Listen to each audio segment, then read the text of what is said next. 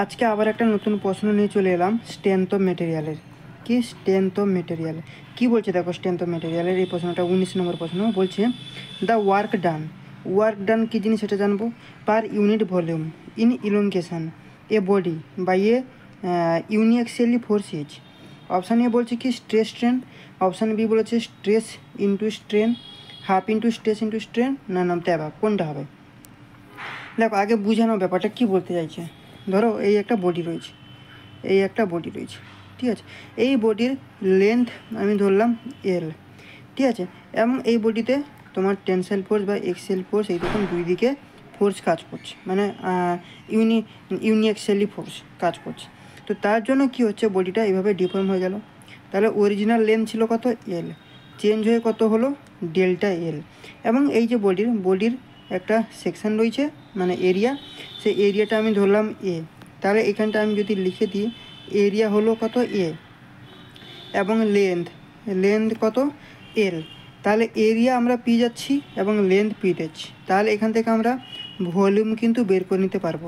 তাহলে volume equal two কী হয়ে যাবে, এরিয়া ইন্টু লেন্থ। তাহলে ভলিউম কিন্তু আমরা পেয়ে গেলাম। তাহলে ওয়ার্ক ডানের ফর্মুলা কি দেখো, এই যে ওয়ার্ক ডান আমরা যে বলি না, ওয়ার্ক ডানে একটা ফর্মুলা রয়েছে কি না তোমার energy stress in volume of body, সেটাই হয়ে যাচ্ছে তোমার কি ওয়ার্ক ডান। কি energy stress in volume of body, মানে পার ইউনিট ভলিউমে কত এনার্জি তোমার স্টোর হচ্ছে। সেটা কীভাবে আমরা বুঝবো, যদি স্ট্রেস স্ট্রেন কার্ভটা আমরা যদি একটু অঙ্কন করি, তাহলে এইটা যদি 0 ধরি, তাহলে এখানে একটা পয়েন্ট নেব এ।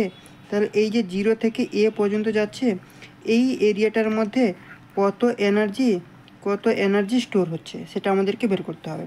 তাহলে এর এরিয়া কত হয়ে যাবে না, এরিয়া এখান থেকে আমরা যদি বের করি তাহলে আসবে half into stress into strain, তাই তো।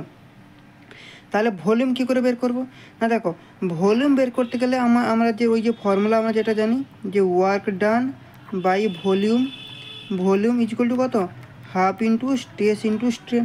তাহলে ভলিউম ইজুয়াল টু কত হয়ে যাবে, half into stress into strain. তাহলে half into stress into strain আমরা পেয়ে গেলাম। তো অপশানগুলো দেখবো, half into stress into strain রয়েছে আমাদের কত, অপশান সি। তাহলে অপশান নম্বর সি হয়ে যাচ্ছে আমাদের কারেক্ট অ্যান্সার। এইভাবে স্ট্রেংথ অফ মেটেরিয়াল আমাদের প্রিপারেশন নিতে হবে।